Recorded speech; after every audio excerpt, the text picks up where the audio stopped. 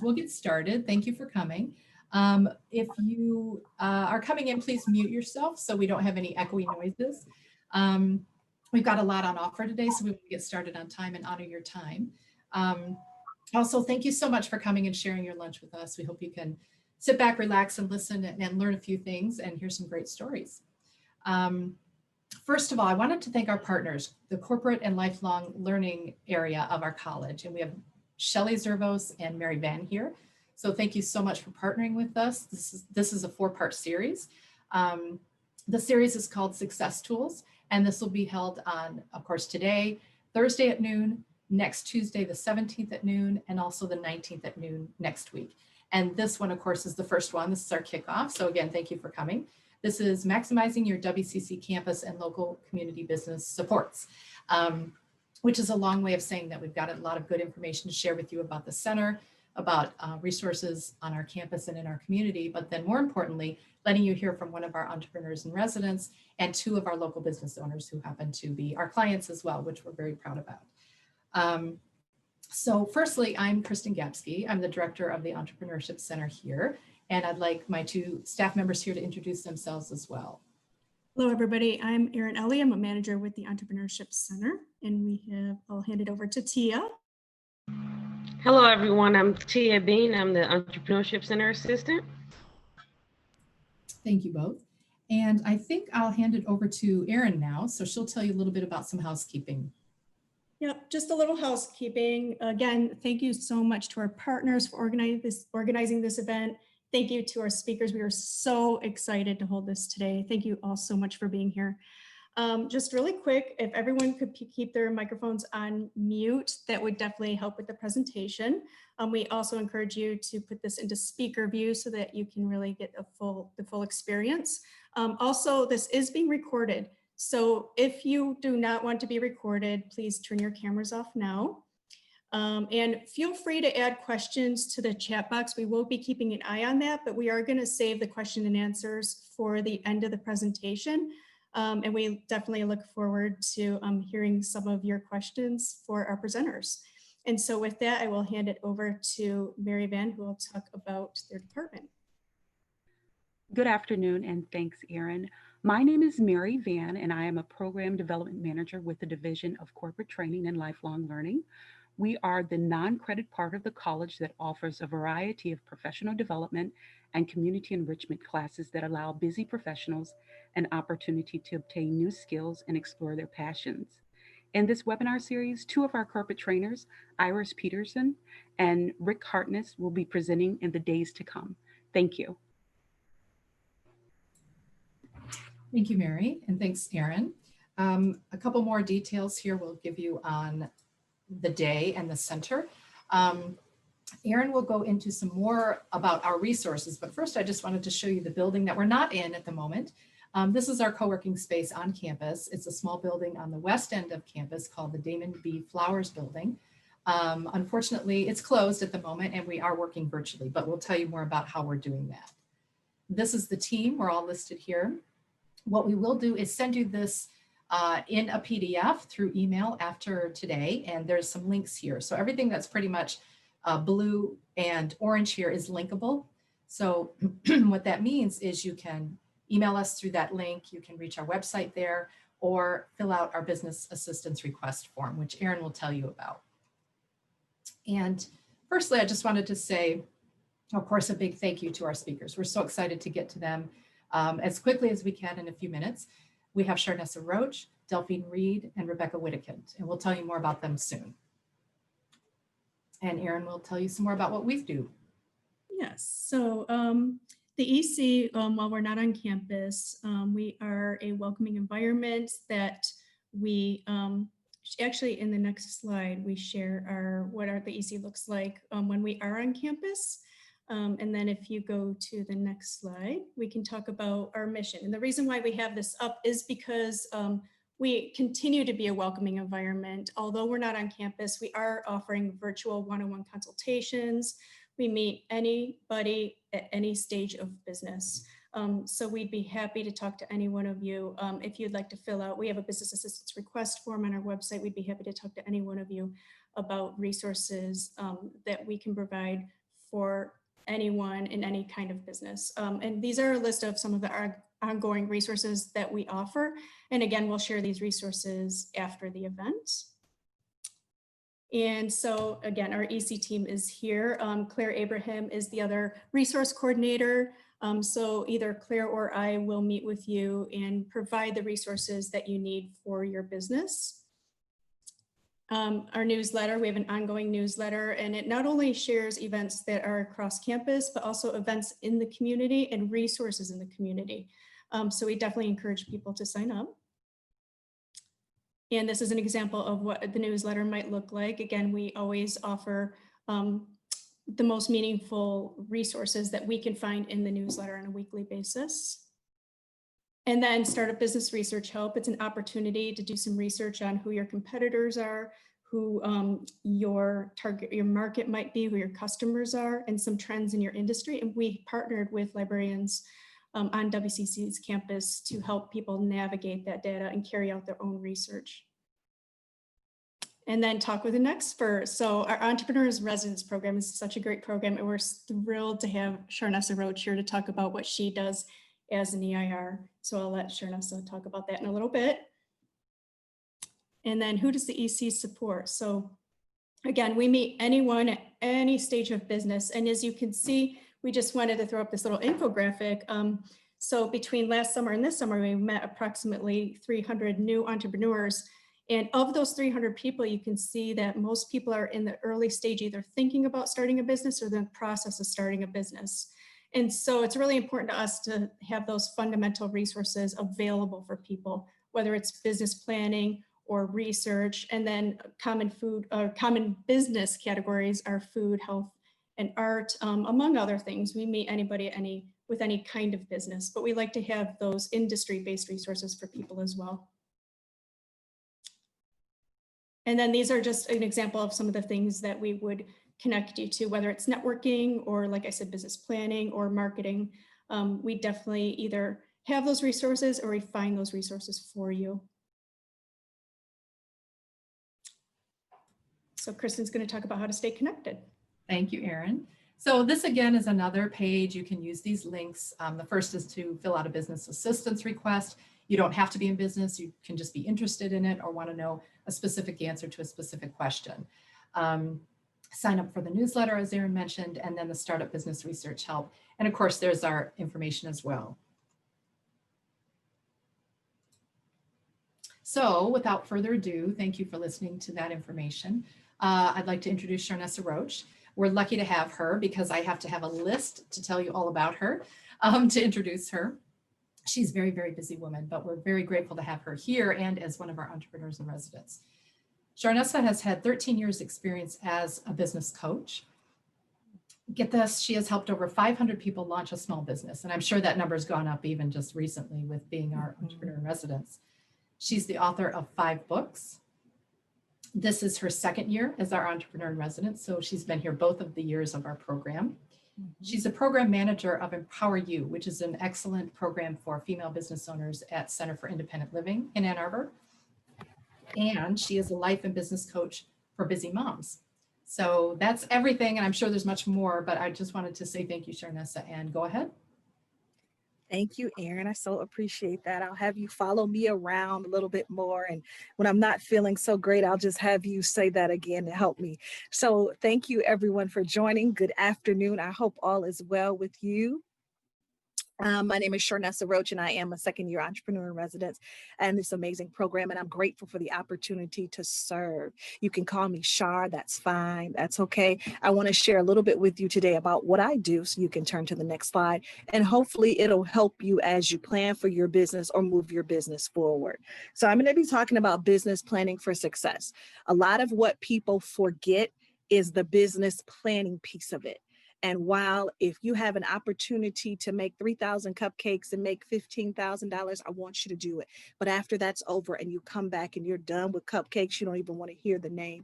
You don't even hear the word cupcake. What do you do next? So we're going to talk a little bit about what I do as it relates to helping you do business planning for success. Next slide, please. So a business plan makes people nervous. It gives them the heebie-jeebies and the willies because they're not sure what to do. But quite honestly, a business plan is at heart just a plan for how your business is going to work and how you're going to make it succeed. So how are you going to make money? What are you going to do? Who's going to help you? Who are you going to serve? That's what should be in a business plan. And you'll see from this slide that it really talks about having every business going through the business planning process. There are huge benefits from that. I like to do business planning backwards, or I reverse engineer. And I tell my clients often, because I do write business plans for folks, let's start with the question. See, a lot of people sit down, and this is just a tip. You don't even have to pay me for this, but this is a tip. When you sit down and you have the business plan template or questionnaire or whatever, a lot of people will just literally sit down and try to write a business plan for a setting. If you do that, you're probably going to pull your hair out and say some words that you may not say every day. I don't know. However, if you sit down with a business plan, answer the questions, look at what they're asking you, go find the answers, then it takes that much stress off of you. It saves you time and it helps you write the business plan with a lot more ease. So I help my clients figure out what they're doing first. Let's answer these questions and then the business plan can be written. And I hope that makes sense and maybe take some of the stress or the fear off of it. But if you honestly look and see who's my target market customer, just for example, if you look at that, then you get to see, oh, wow, okay, now I can answer that section. Next slide, please.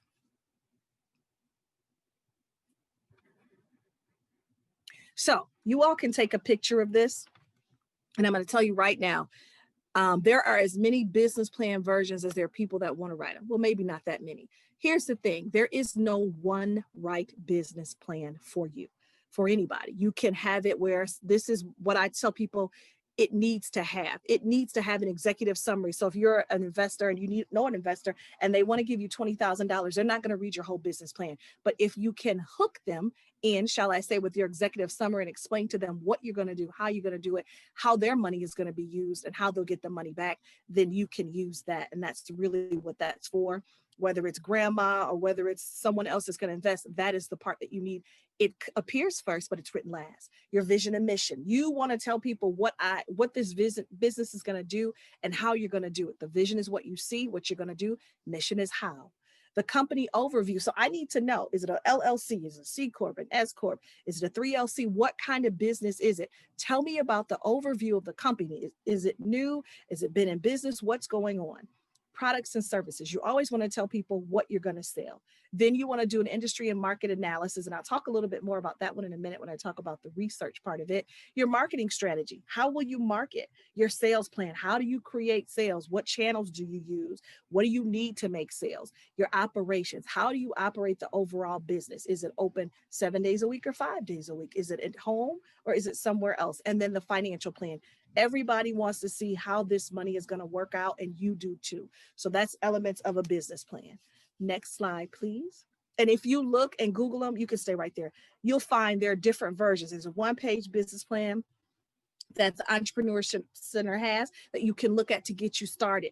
The SBA has a great one. So does SCORE. You could Google them. You could buy them. There are all kinds of ways to get it. But what you need to know is I got to have this information so that I can make sure that my business can be as successful as it can be. But Coach Shar, how do I get that information? I'm glad you asked me that question. When you're launching a small business, you're excited and really want to start. I just want to make these cupcakes. I just want to make this pound cake. I just want to do whatever. But where do you start and how? So I admonish you to have two things. One, patience, because nothing goes as it is planned. We see that every single day. We thought that Corona would be gone from this earth by now, but she is still hanging on like some jealous lover, and she just will not leave us alone. So you have to have patience when you are launching a business because things take longer than you think and they cost more. And then the other thing is research. If you research who's buying key lime pound cakes every month, and you know that's where my customer is. And if you're unsure of where to research, then go to the librarians, the research librarians. Listen, I'm a little bit older. I know I probably don't look older. However, I remember librarians when I was in elementary school, and they knew everything. I thought, my God, how do they know all this? But that's what they go to school for, they specialize in getting information and finding information that takes you and I forever to do, but they can do it like that. It's not magic. It's just what they've been trained to do. So instead of pulling your hair out, what you do is go to the research libraries. And guess what? WCC has some of the best, and they stand ready to help you find the information that you need for your business, whether it's trends in the industry, whether it's target market customer information, whether it's something else.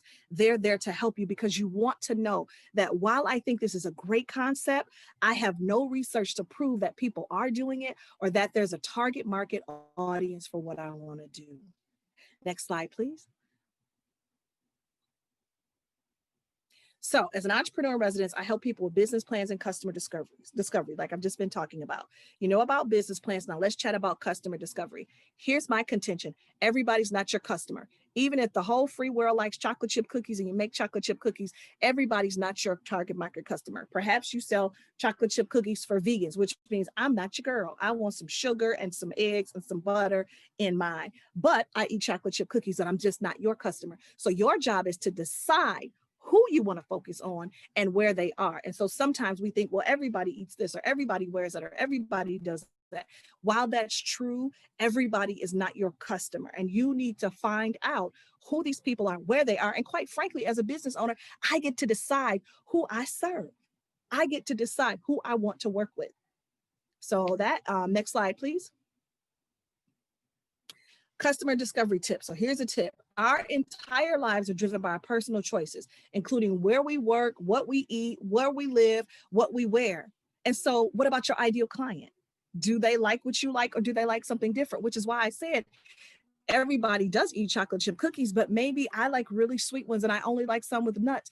And my sister-in-law doesn't eat nuts at all. So she's not the customer, but yes, she eats chocolate chip cookies. We just don't eat the same kind. So looking at that when you create your business to figure out, I know that there are a lot of people in this target market, but not everybody is who I want to sell to or who will continuously support my business or who's interested in what I do. And I hope that makes sense, because I only have about 55 seconds, which is why I'm rushing, but you can always contact me, set up an appointment as an EIR. Next slide, please.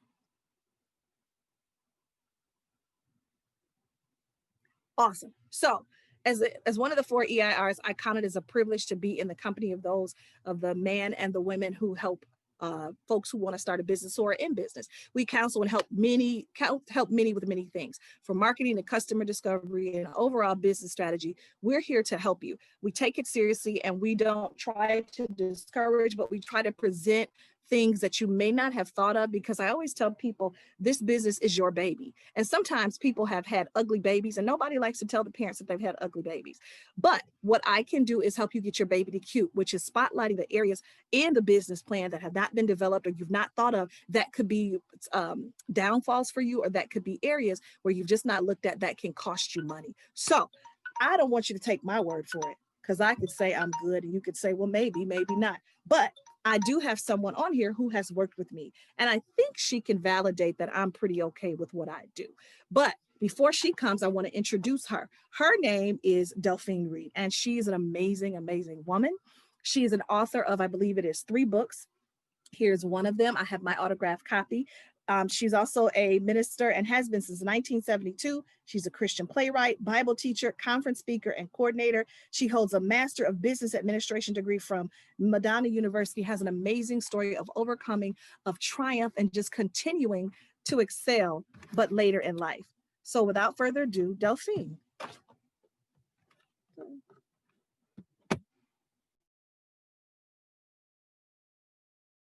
Okay. Can you hear me now? Yes. Okay. Thank you. I need to know. Thank you for the affectionately called Madam Mentor. I have definitely met some amazing people through starting with the Entrepreneurship Center, where I met Claire. There are many names that I could throw out here, but what I chose to do is share with you my personal experience and what I gleaned from the people that I encountered. The name of this particular presentation, maximizing campus and community support is exactly what I was able to do. Yes, I do have a master's in business administration, which I completed in 2016, but I found that there's nothing comparable to efficiently usher you through, in my experience, with all of the things you were shown in the previous slides, what opportunities offer. And the good thing about it is it's free. That's the beautiful part, is that if you had to pay for what you get through these programs, you would spend big bucks doing that. So I want to say a little bit about a young man named Corey, who is part of the SBDC that I met through one of the seminars that I accessed on campus. And that's also in the same building with the Entrepreneurship Center.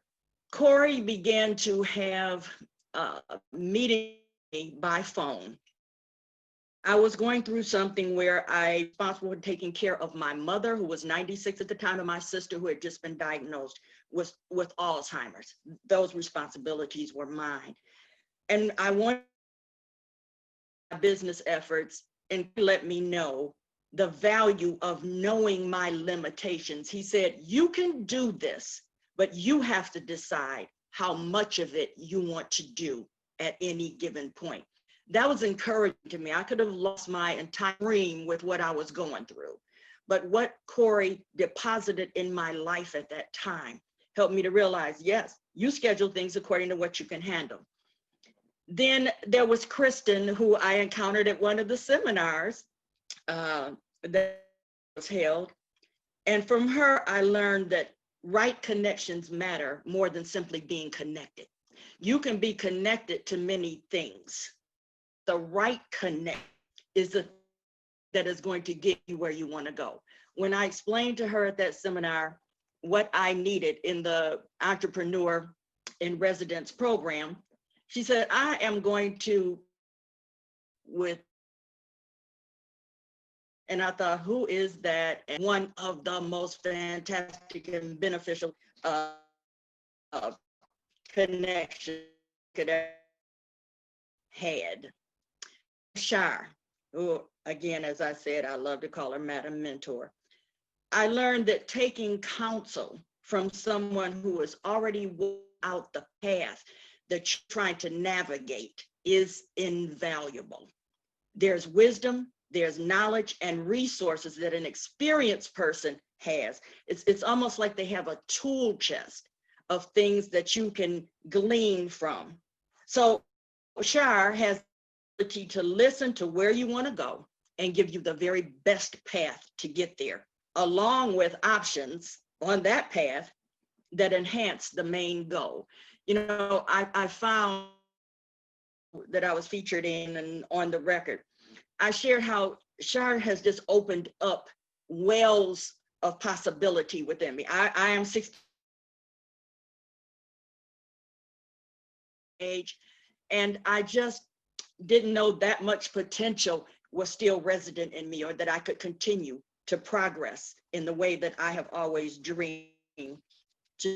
So all of these terms fit in the category. All the people I've had experience with, the librarian as well, everything on campus. I call these people key masters. And what I mean by that is you have opportunities where people can plug into, here's my key, they can plug into your life, turn you in the right direction. And as a result of that, doors began to open. I'm gonna say it one more time. People can plug into your life and begin to open. So in conclusion, there are 3 responsibilities that you have when you participate in this. You need to be accountable if you're going to access these. Have an appointment.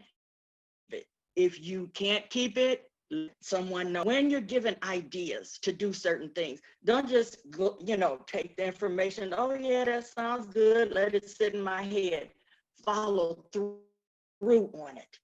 And finally, believe in yourself. When I I graduated from Specs Howard 29 years ago, Specs Howard School of Broadcast Arts.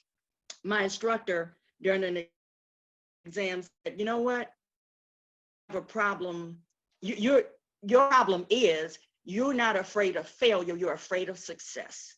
And what he meant was when success comes, we can also be hesitant about the magnitude of things that can come our way.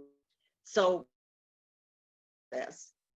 be afraid and take full access of the community supports on the Washtenaw Community College campus. Thank you.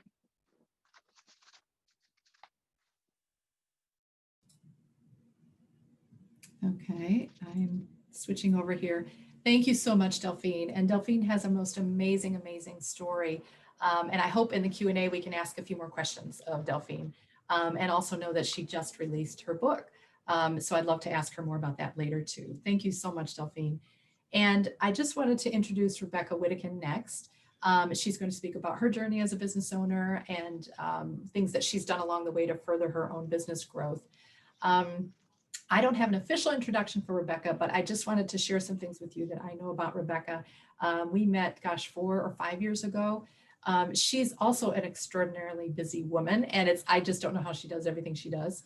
We met, I'll never forget, well, she has been a WCC instructor in the culinary arts, but I remember her sitting on the couch in the Entrepreneurship Center saying, I want to run this business. I want to build this. And now this many years later, which is really not that many in the life of a business, she's just doing wonderfully well. And she'll tell you more about that journey. But she's an instructor in the culinary arts, as I mentioned. She's worked in local food businesses. She runs her own business now, of course. And she has won pitch competitions along the way with her business and her business ideas. And the beauty of her business, which again, I won't speak too much on, but I wanted to just share, is this, to me, the two sides of it. She sells a food product and is a beekeeper and bee-related products, but she also has the educational side, and she does workshops for children, for community members on beekeeping. And so she really combines, to me, that both sides of a business. And of course, business-wise, that's also a very smart way to run a business because there's seasonality to what she does. So I would like to introduce Rebecca, and thank you for speaking today. Thank you, Kristen. That was a lovely introduction. Can everybody hear me okay?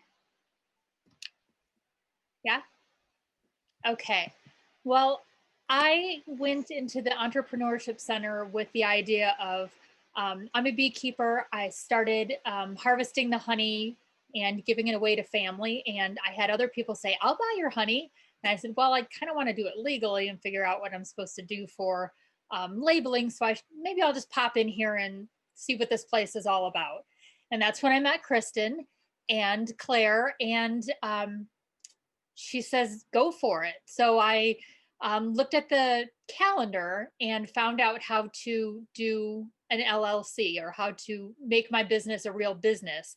And I got that resource from the Entrepreneurship Center. So I showed up to that workshop. I did an LLC for Bee Present Honey and secured the name for myself. And it was pretty exciting, and got my little labels and labeling everything correctly and started selling honey. As you go around selling honey, people end up asking you about bees. Can you come talk to my school about bees?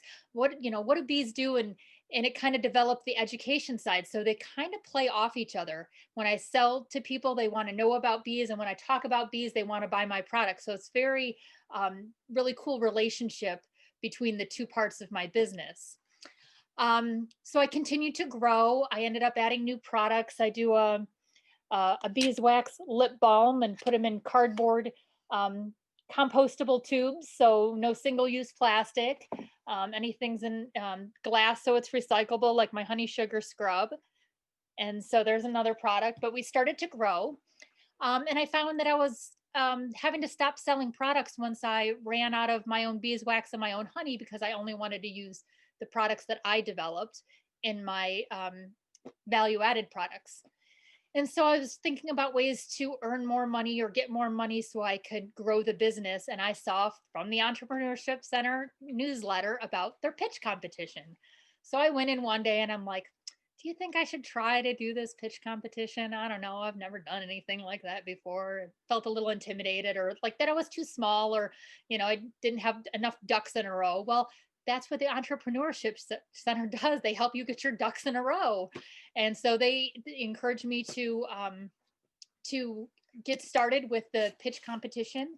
I ended up doing the WCC pitch competition, not this past year, but the previous year, came in second place. Earned some money that way to help my website and to get more beehives. So I grew, so I had more products, so I could sell more. Um, Newsletters come around again, and they were saying that there were other pitch competitions. I ended up entering one at the Michigan Women's Forward pitch competition in Jackson. Ended up taking second place there, won a lot of money, have been growing even more, which is super exciting. And with the Michigan Women's Forward one, I had to do a business plan, which, like Sharnessa said, it can be intimidating, but they set you up with a mentor, so it's kind of the same idea of our of the artist or the resident entrepreneur in residence program, where you have somebody kind of holding your hand or showing you the way to go, and it's been invaluable. That was such a great thing, is developing that business plan, which ended up getting me the prize money. I used another entrepreneurship in residence person, Janelle, for helping me develop more of my website. Through the entrepreneurship newsletter again, once COVID hit, there was a lot of grants out there that they were encouraging people to check out. I applied for several of them and ended up getting one for local small business relief in Washtenaw County, and was granted $2,500 from that. So keeping things afloat, growing, because a lot of my business of going to schools and talking and going to events obviously wasn't happening. So I was very stunted when this happened, and trying to figure out new ways to grow. So I applied for other grants.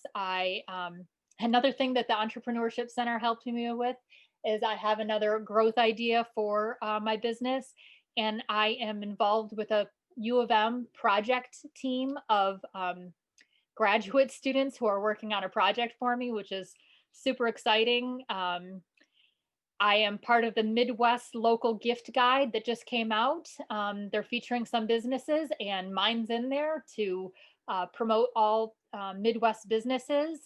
They also helped me get involved with online farmers markets, and so it's contactless, and I drop things off that people order from the farmers market. So really, a lot of the steps that I've taken in my business have been things that I've discovered through the Entrepreneurship Center, the resources there, their newsletter that comes out with information all the time, just supporting me, supporting my business, and supporting the small businesses all over Washtenaw County. So it's been amazing. It's been a great ride, and I'm still driving. So I mean, it's really great. I'm a good person to brag about it, because there's been so many things that I've been able to take advantage of, and they're doing a lot of the work for me of like, here's the opportunities, go for it. And you have to be that kind of person who says, okay, I'm going for it.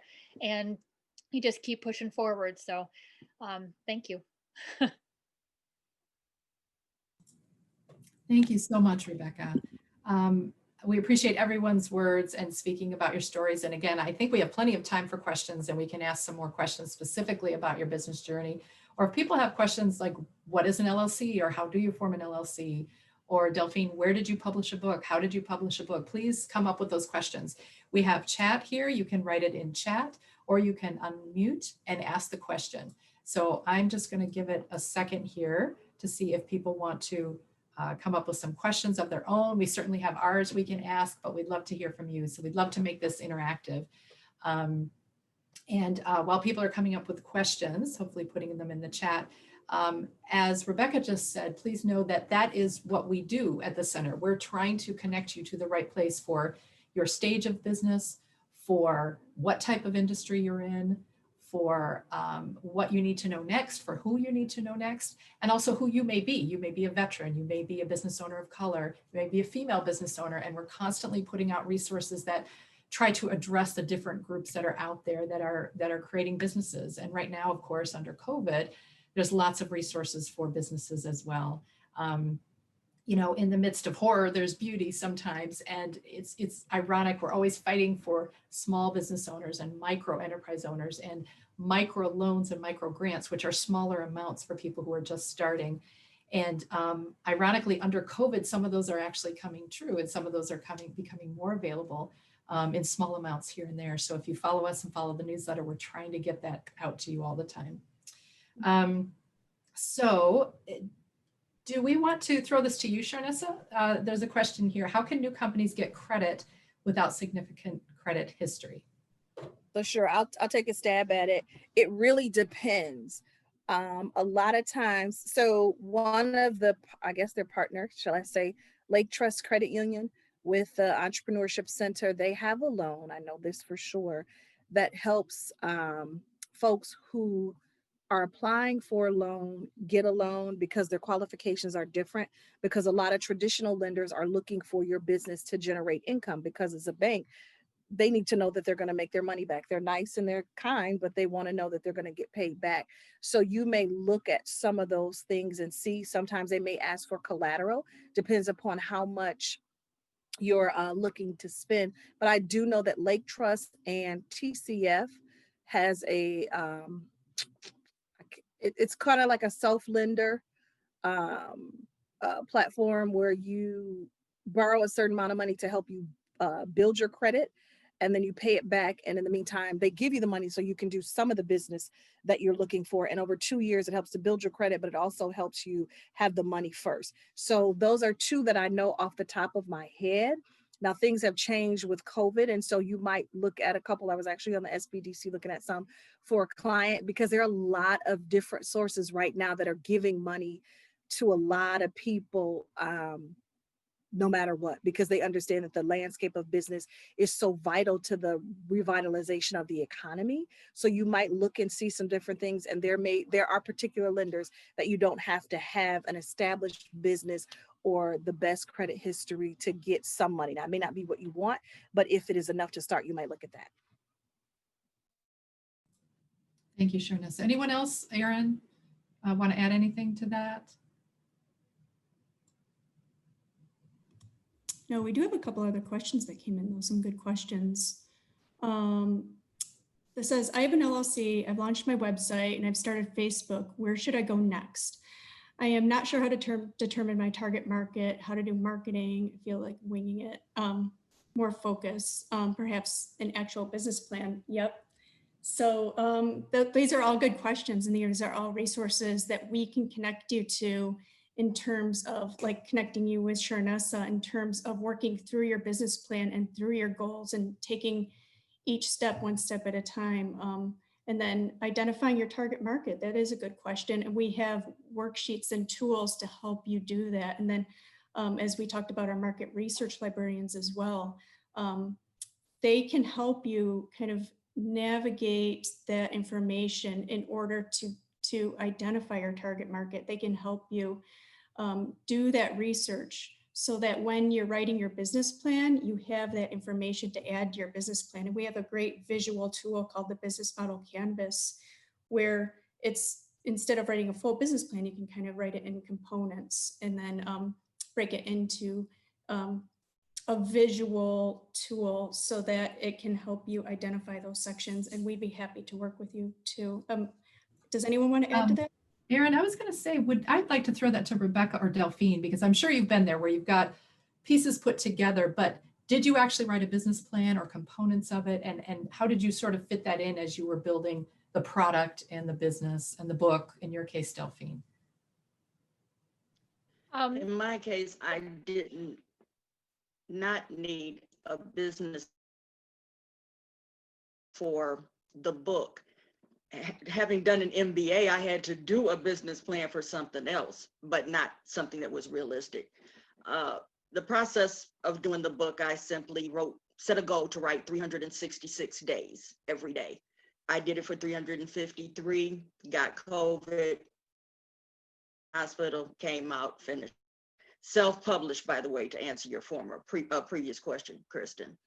So I really didn't go that route, but I am sure somewhere along the way, because I'm also involved with Empower You with Shire, which is an excellent program as well. I understand we may have to do a business plan of sorts, but to get started, I really didn't have to. And it's going okay at this point, but I'm gonna do whatever I have to do, whatever I'm, advised to do. I'm going to be obedient so I can get the maximum benefit from everything that I'm looking for. When along the same lines, I think I when I started out, I also formed the LLC and had my social media in place. And I actually didn't write the business plan until I decided to enter that pitch competition that required it as part of being a person applying for that contest. So I was put under pressure of do this or not be a part of it. And actually it was so beneficial. Like I felt like, well, I already got my business going. I just got to kind of type some stuff out. This was pretty elaborate. This was very many pages, and lots of research. And it kind of showed me things that I didn't realize. Like, when I make beeswax food wraps.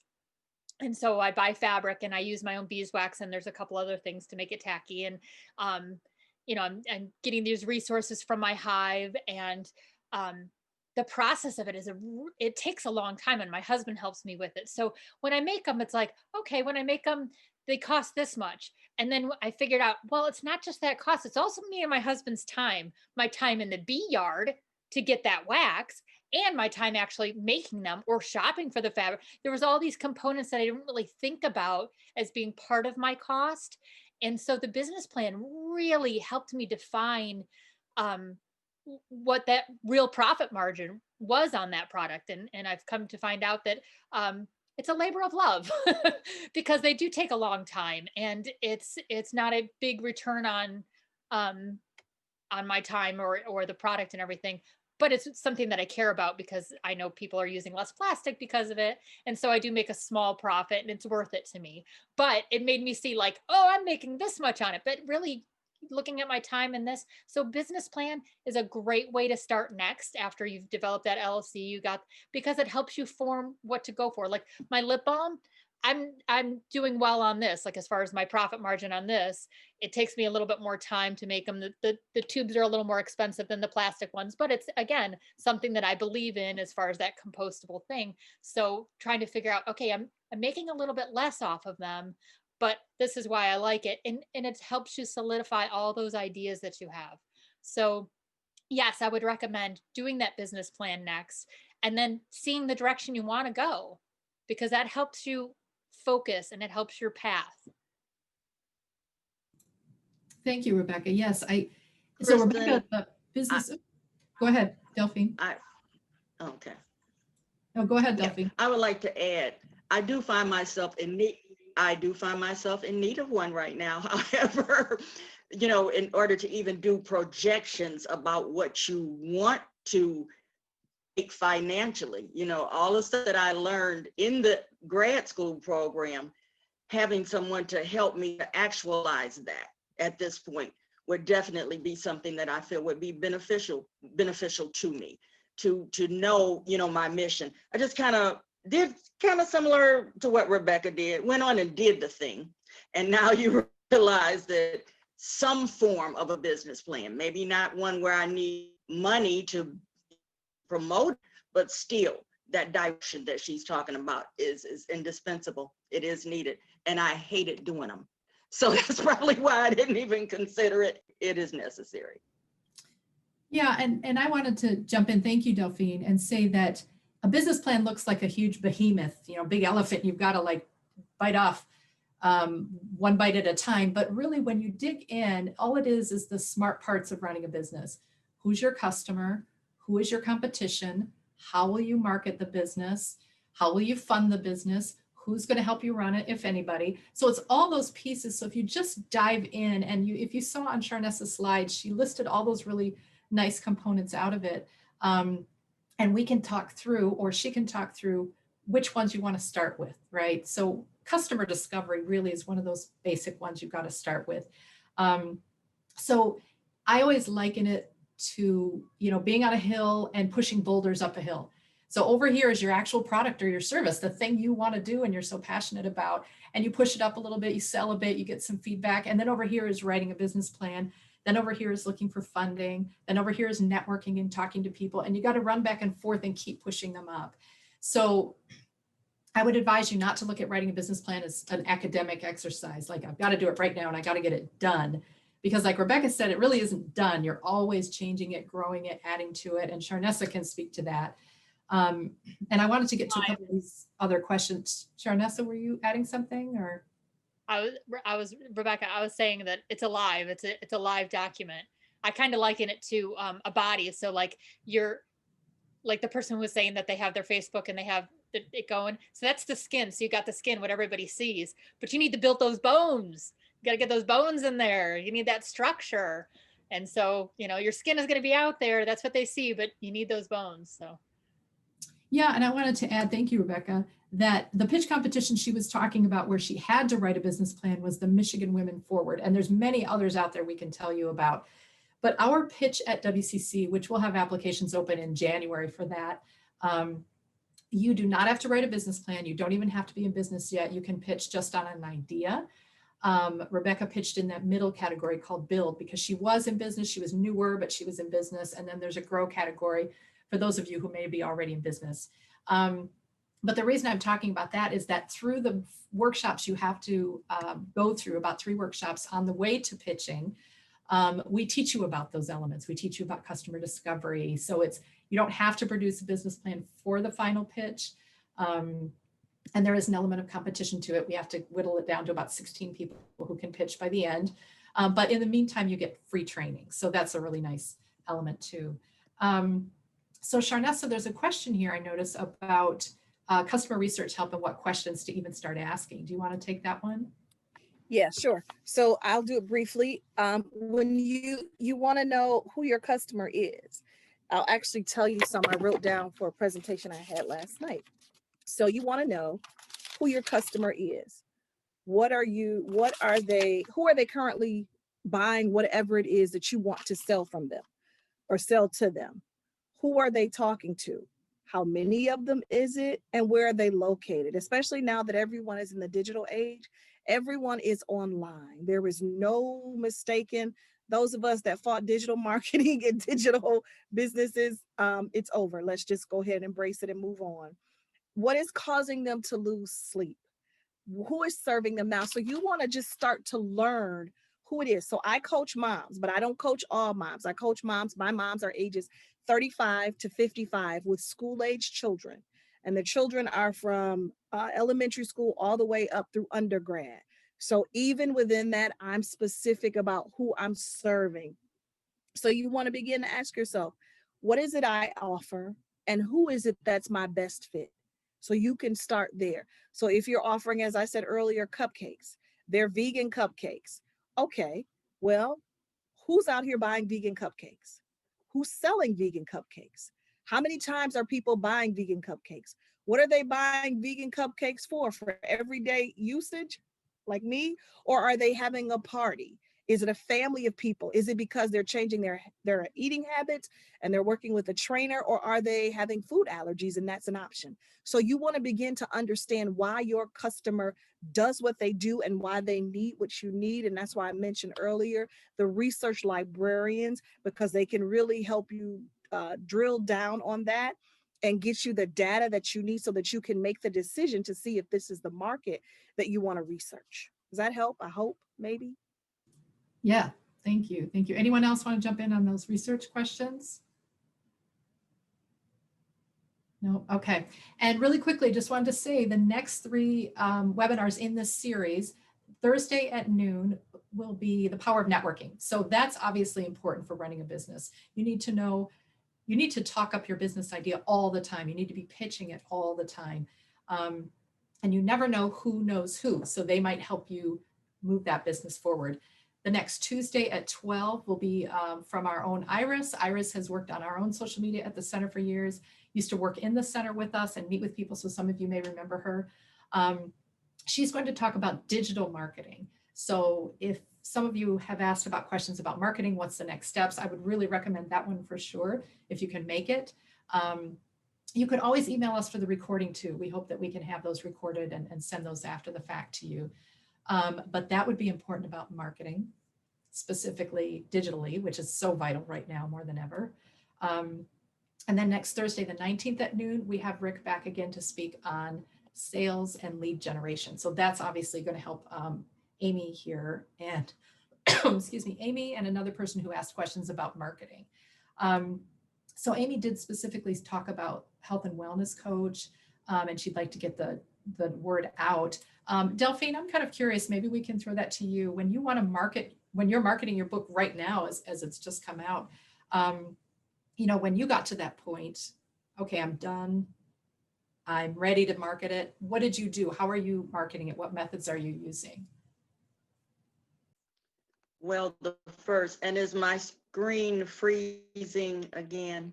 It says my connection is unstable. Is it okay? I can hear you. Yep, you Okay. can always turn your video off if it's unstable, but we can hear Okay. your voice. Okay.